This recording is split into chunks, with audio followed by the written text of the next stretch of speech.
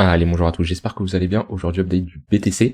On fera une analyse moyen terme, court terme. On cherchera s'il y a des opportunités en trading. Et on fera une analyse du S&P et du Nasdaq, d'accord? Parce que je vous en avais parlé il y a pas mal de temps. D'ailleurs, qu'on était ici, où je vous disais que là, il y a des setups de short, et qu'on revenait, c'était toujours des setups de short. On a bien dégringolé depuis, donc on fera une update dessus.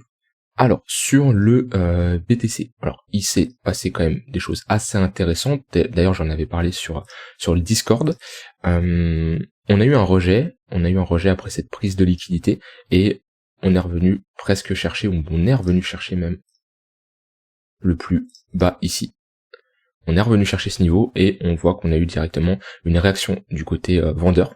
Donc voilà, on a comblé cette zone d'imbalance, ok. On l'avait déjà comblé ici partiellement. Moi en général quand il commence à être comblé partiellement, je les utilise beaucoup moins, mais là voilà, cette zone d'imbalance est clairement comblée. On a pris la liquidité et on a eu une première réaction vendeuse. Alors ce genre de top n'est absolument pas anticipable, d'accord. C'est-à-dire la personne ici qui a vraiment short le haut et qui vous dit ok, ça se voyait que c'était un top de marché, il n'y a rien qui prouvait ça. Déjà on avait un flux qui était assez acheteur, on a eu ici un retour en V-top, d'accord, donc c'est pas comme si on avait une pattern de distribution par exemple comme ici qui pouvait nous dire ok là on avait des chances d'être sur un top, ok là on a fait bam bam, donc là clairement c'est de la chance. Et d'ailleurs c'est une question qui m'a été posée dans le Discord, quelque chose que je dis souvent, les V-bottom ou les V-top sont souvent amenés à être retestés, d'accord. Donc c'est à dire quand on a ici une correction aussi forte, ok, c'est souvent retesté, au moins dans notre zone de rechargement, donc chercher les 0,118 pour transformer ça en M, ok. Je sais plus qui m'avait posé la question dans le Discord, d'ailleurs n'hésitez pas à rejoindre le Discord si vous voulez vraiment des conseils, discuter, je sais plus, c'était ici, où je disais, voilà, sur le BTC on doit absolument tenir ce niveau-là, donc qui est tout simplement ce niveau-là, ok, voilà. Sinon, voilà. Bon, j'expliquais, et il y a quelqu'un qui m'a posé une question. Ça fait un V-top à 28 600, donc ce V-top ici. Donc, il a de bonnes chances d'être testé. Voilà, c'est quelque chose d'assez classique, mais c'est rare que on a une tendance haussière et d'un coup, pouf, voilà. Comme ça, c'est hyper rare. À moins d'avoir une bad news et tout casser les lots, ça arrive, mais c'est très rare, ok. Et souvent, quand on a une forte correction, par exemple, voilà, ici on a un gros pump, forte correction, et ben souvent on retrace. Alors, souvent les 0,118, bon des fois c'est pas autant comme ici, mais on a quand même retracé pour combler surtout les zones d'imbalance. Voilà, là on l'a comblé. Hop, on avait une petite zone vraiment légère, mais elle était ici. Hop, voilà, on est venu la combler. Donc souvent ce genre de pattern, hop, quand on a un rejet fort, que ça soit à la hausse ou à la baisse, c'est souvent retesté. Qu'est-ce qu'on fait de cette info? Parce que là, tu vas me dire, ok, bah tu me dis super, que les V-top, les V-bottom, c'est souvent amené à être testé. Qu'est-ce qu'on fait de cette info? Et ben déjà, ça va dépendre de si t'as un biais acheteur ou un biais vendeur. Si t'as un biais acheteur, ok, et t'as surfé toute cette tendance haussière, donc t'as des longues, t'as accumulé des longues, voilà, t'as rentré en position et tu cherches à prendre des profits. Déjà qu'on a une réaction vendeuse d'un coup comme ça, au moment où on retrace chercher notre zone de rechargement de short, ça peut être une bonne zone de prise de profit, où tu te dis, ok, techniquement, on a un rejet violent du côté vendeur, on pouvait pas l'anticiper, ok, mais maintenant, si on revient chercher cette zone-là, qu'on revient chercher cette zone d'imbalance, alors là aussi elle était petite, on en avait une légère ici, on est venu toucher. Si on revient chercher cette zone-là, je prends des profits. Donc ça, c'est si vous avez un biais acheteur, un biais haussier, que vous avez accumulé des longues. C'est tout simplement pour sortir de votre position. Maintenant, si vous n'êtes pas un acheteur et que vous avez un biais baissier, pareil, donc vous cherchez des shorts sur la montée. Donc ça peut être si on revient chercher des zones de confluence. Donc par exemple ici, ce précédent creux avec cette zone de rechargement, on doit y être là. Voilà, au niveau des 0,118. Donc tout simplement une zone, votre zone d'intervention vous l'avez, vous savez que c'est une très bonne zone. Peut-être que si je mets des tunnels, non, on est au-dessus des moyennes mobiles. Donc voilà, vous vous dites ok, cette zone là, c'est la zone qui m'intéresse tout simplement pour short. Le problème c'est on a un flux acheteur, voilà, en daily on le voit bien. Alors on poussait à la divergence baissière. C'est vrai qu'ici on poussait à la divergence baissière, mais elle n'est pas encore validée. Mais voilà, sur quand même les unités de temps, même ici en 4 heures, on avait un flux qui était acheteur, donc difficile de chercher à shorter en position. Donc on a une première réaction à la baisse, ok, mais ça comme je dis, c'est difficile de l'anticiper parce qu'on n'a pas une structure, on n'a pas une réelle pattern, voilà, on est ici vraiment sur bam, on dégringole d'un coup. Donc là, qu'est-ce que vous faites? vous ne shortez pas ici. Pourquoi? Parce qu'on ne shorte pas une zone de support. Hein. Ici, on est sur une zone où on va plutôt privilégier des longues. Ok. Donc, vous tracez tout simplement votre Fibo, votre zone de rechargement. Et ok, quand on revient chercher cette zone d'imbalance, là, on peut chercher des confluences, on peut chercher des niveaux pour chercher tout simplement à short le marché. Voilà. Parce que comme je dis, la toute première chute, vous ne pouvez pas l'anticiper. Par contre, cette chute nous donne des indications, des zones d'imbalance, des zones de résistance, ok. Et techniquement, quand on a une première chute qui est assez violente comme ça nous indique qu'on a des acheteurs qui sont réveillés, ok. On a des vendeurs, des vendeurs qui sont réveillés, des vendeurs qui ont été très agressifs et qui ont poussé le prix à la baisse, ok. Et techniquement, lorsqu'on vient chercher ces zones-là, on peut avoir des vendeurs qui défendent également leur précédent niveau de prix. Donc voilà ce que vous pouvez faire à chaque fois je vous dis que les V-top ou les V-bottom sont amenés à être testés, c'est ça que j'entends par là tout simplement. Donc ok, donc ça c'est pour notre BTC. Maintenant sur du plus court terme, on va regarder un peu où on se trouve. Alors, je vais utiliser le graphique là, tac. Alors, hop, s'il veut bien s'afficher, ok, parfait. Alors, on a toujours quand même des moyennes mobiles qui sont globalement orientés à la hausse, c'est-à-dire que le 1 heure qui accroche le 4 heures, le 15 minutes qui est toujours au-dessus du 1 heure, donc techniquement, vaut mieux privilégier des longues dans une tendance qui est haussière comme ça. Maintenant, plus on arrive tard dans une tendance, plus cette tendance a de chance de s'inverser. On a eu ici une première impulsion haussière, ici une seconde, rien ne nous empêche d'en faire une troisième. En général, après la troisième, c'est tard pour se positionner. Et entre cette tendance, entre la première, on peut se positionner, la deuxième, mais après la troisième, ça commence à faire tard. C'est comme un range quand vous avez 3 à 4 points de contact. Attention, c'est toujours comme ça. On est tous passés par là où le prix a réagi plein de fois sur un niveau, on n'y va pas et au moment où on y va, ça casse. Et là, on se dit putain, j'ai pas de chance. C'est comme ça. C'est plus on arrive tard dans un range, dans une tendance, plus celle-ci a de chances de casser tout simplement. Mais en tout cas, je ne chercherai pas à short pour le moment au vu de la tendance qui est toujours haussière. Ici il y avait des opportunités de longue dans cette zone là, on avait une bonne confluence, tunnel 1 heure sur ce niveau de support, ok, on a une bonne réaction et qu'est-ce qu'on voit, on structure ici un W 1 heure, ok, creux ici, sommet, ici on a notre ligne de coup, tac, creux au-dessus du précédent et cassure, ok, et on se positionne au moment où on fait un pullback sur notre ligne de coup et TP 2.1, donc revenir chercher cette zone d'imbalance ici, cette précédente zone de résistance, c'est une zone intéressante pour prendre des profits. Maintenant on a quand même un rejet assez violent, donc acheter oui, mais pas acheter n'importe quand, d'accord, pas acheter un couteau qui tombe. Donc là pour le moment le flux il est assez vendeur, voilà, sur du 15 minutes on est assez bearish, donc ma zone de localisation est intéressante, on est au niveau du tunnel 1 heure, voilà, on a remonté, mais on a été chercher le tunnel 1 heure, précédente zone d'accumulation, donc techniquement une bonne zone, hop, si j'arrive à le tracer ici, pour chercher des longues. Maintenant, ce que j'aimerais, c'est de la même manière qu'ici, arriver à me structurer une petite structure au moins sur du 15-30 minutes pour me montrer qu'on a des acheteurs qui défendent ce niveau-là. Après, il y en a qui se positionnent sur des pullbacks. Moi, le pullback, il était là pour moi. Le pullback, il a été fait ici. Donc oui, là, j'attends pas spécialement une structure vu que elle est ici. D'accord? Là, j'ai mon pullback. Maintenant, ici, c'est un deuxième pullback. Techniquement, si on a des acheteurs qui ont déjà défendu ici, on n'est pas censé y retourner. Donc, je préfère avoir ici ma structure de bottom. Donc voilà pour le BTC.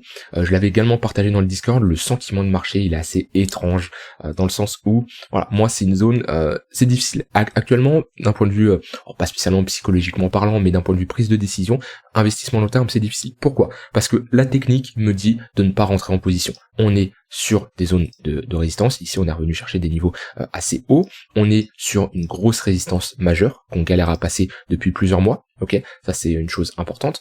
On a déjà bien pump depuis ce creux, ok, et voilà, on est globalement, j'aimerais bien un retour au niveau des 20 000 $. Donc ça c'est la technique. La technique me dit un retour au niveau des 20 000 $, c'est une très bonne zone pour avoir une entrée long terme. Surtout si je mets le coût de production du BTC, etc. C'est une très bonne zone de localisation. Donc la technique me dit de patienter, au risque qu'on ait un pump et qu'on retourne jamais chercher ces niveaux-là, mais la technique me dit de patienter. Maintenant, la psychologie de marché, comment les gens pensent, et moi c'est quelque chose que j'utilise beaucoup, notamment si vous regardez une vidéo que j'avais faite début janvier, à peu près fin décembre, début janvier, où je vous disais, pour moi, on a de grandes chances de poser un bottom ici, ok, et de ne jamais aller chercher les 14 000 $, ou peut-être d'y aller plus tard, mais en tout cas, d'avoir un retracement avant. Et qu'est-ce qui m'a fait dire ça? C'est pas énormément la technique, bien qu'on avait des petits signaux qui nous montraient comme quoi on essaie de poser un bottom, mais c'était surtout la psychologie. Il y avait tout le monde qui était 14 000 $, on va y aller, c'est obligé, je ne rentre pas tant qu'on ne touche pas les 14 000 $, les gens ils étaient 100% cash, ils ne rentraient pas en position, et le marché fait l'inverse de ce que la majorité des gens pensent. Donc c'est pour ça que j'avais de fortes convictions qu'on pose un bottom. Et là c'est un peu la même chose, dans le sens où il y a beaucoup de gens qui anticipent le halving, qui anticipent l'ETF spot sur le BTC. Et ces gens-là se disent ok, on patiente pour rentrer, on aura le temps, et on va avoir une opportunité en or juste avant le halving. Et si le marché suit cette logique de on ne fait pas ce que la majorité des gens pensent, hein, le marché ne donne pas raison à la majorité, et techniquement il est censé continuer pour faire souffrir un maximum de monde. De toute façon c'est la question, est-ce que vous êtes déjà, c'est la question un peu que j'aimerais bien savoir, tout le monde qui avoir un sondage global de tout l'écosystème crypto, voilà, est-ce que les gens attendent plutôt 19 000 $, ou est-ce que les gens attendent plutôt 36 000 $, d'accord? Si la majorité des gens attendent 19 000 $, c'est que le marché aura plus de chances d'aller chercher les 36 000 $. Maintenant, voilà, comme je dis, ça dépend également de votre profil. Comme si vous êtes actuellement 100% cash et vous êtes zéro investi en crypto, mentalement, moi, ça serait énormément, ça serait impossible. Franchement, là, on me dit que j'ai 100% d'USDT et je suis zéro en crypto. À ce moment-là, je me dis, ok, non, c'est pas possible, parce que on est pas loin de l'halving, on est pas loin de l'ETF spot, on a retracé sur des niveaux quand même assez importants, on est toujours dans notre zone de rechargement long terme, ok. Donc, moi, c'est pas possible. Et j'ai accumulé des positions depuis qu'on est, même ici, j'en avais accumulé, ici pas mal, ici et ici aussi. Voilà. Et même ici, j'étais rentré sur, pas que sur le BTC, hein, sur d'autres altcoins, mais voilà, dans toute cette phase là, j'étais principalement rentré. Pourquoi? Parce qu'on est sur des zones où techniquement c'est une zone, la zone de rechargement, où les grosses institutions chercheront à rentrer en position. Voilà pour le BTC.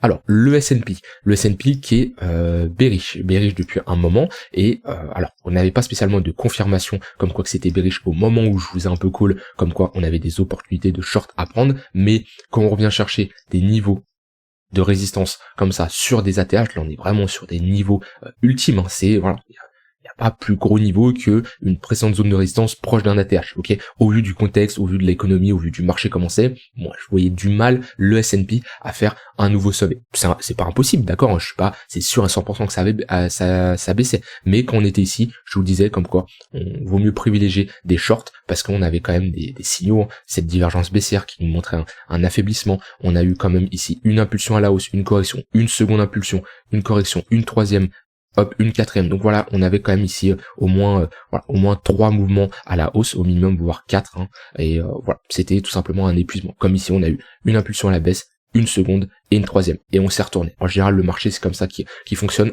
Comme je l'ai dit, après 3 impulsions, soit à la hausse ou à la baisse, on s'attend au moins à une correction. Pas spécialement avoir 1, 2, 3 et bam, repartir tendance baissière ou tendance haussière, mais au moins avoir une correction. Et qu'on est revenu chercher cette zone-là, c'était de très bonnes zones pour short. Et même qu'on est revenu chercher, hop, de manière plus précise, ici, cette zone de résistance, c'était également une très bonne zone pour chercher des shorts pour défendre ce sommet-là. D'accord? Pareil, zone de Fibo.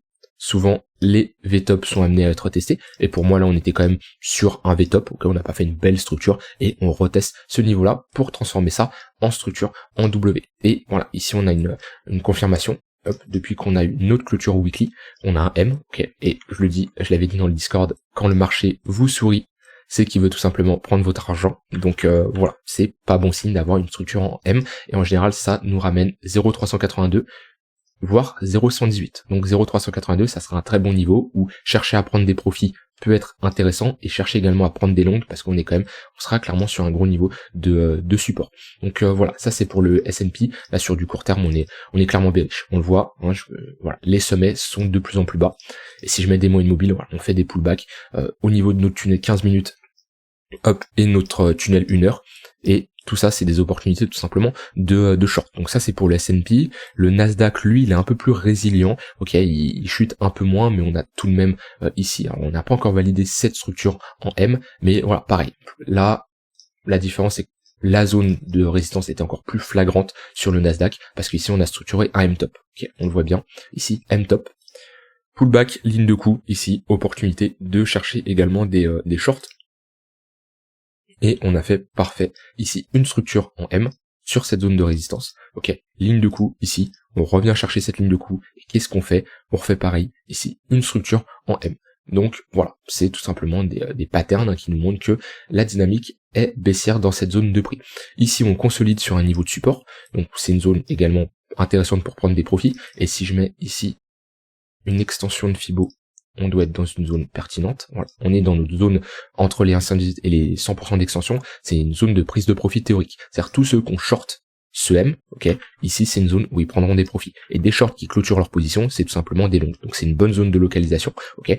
Ça peut être office de zone de localisation comme la zone de rechargement. Pareil, dans tous les cas, on est sur un niveau de support. Voilà, ça se voit, c'est visuel. Donc chercher des shorts ici, non. Chercher des longues, difficile, ou alors de manière assez agressive, parce que comme je l'ai dit, on est quand même dans une dynamique assez baissière pour le moment. Si on repasse ce niveau-là, on structurera un W, mais voilà, globalement le risk reward ne serait pas super intéressant ici. Si je mets un stop sous ce lot-là, voilà, aller chercher 2 pour 1, ça me ferait limite faire un nouveau sommet, c'est difficile. Donc des fois on peut avoir des setups qui s'enclenchent, mais le risk reward qui n'est pas adapté, et ben on rentre pas en position. Après il y en a, ils peuvent rentrer avec un stop plus agressif, bon ça dépend toujours de chacun, et de votre tolérance au risque, et surtout de votre invalidation. Le stop on le met pas juste pour changer notre risk reward, c'est pas un joujou qu'on déplace pour se dire ok bah j'améliore mon risk reward, non, le stop c'est la première chose qu'on place, on se dit ok, à quel moment je suis invalidé, à quel moment mon setup est invalidé, bah si on passe ce niveau-là. Voilà, analyse assez complète sur BTC, S&P, Nasdaq, toujours à but pédagogique pour vous apprendre des choses, et rien d'autre à ajouter. J'espère que ça vous aura plu, n'hésitez pas à rejoindre le Discord, comme je dis vous pouvez apprendre énormément de choses, voilà, je partage des conseils, je discute avec la commu, des gens qui ont besoin d'aide, des gens qui apportent aussi leur savoir-faire, c'est clairement un moyen d'améliorer votre réseau, d'améliorer vos compétences, et c'est totalement gratuit, donc n'hésitez pas à le rejoindre, le lien est en description. Je vous souhaite une très bonne fin de journée, on se retrouve demain pour une prochaine vidéo, bye bye.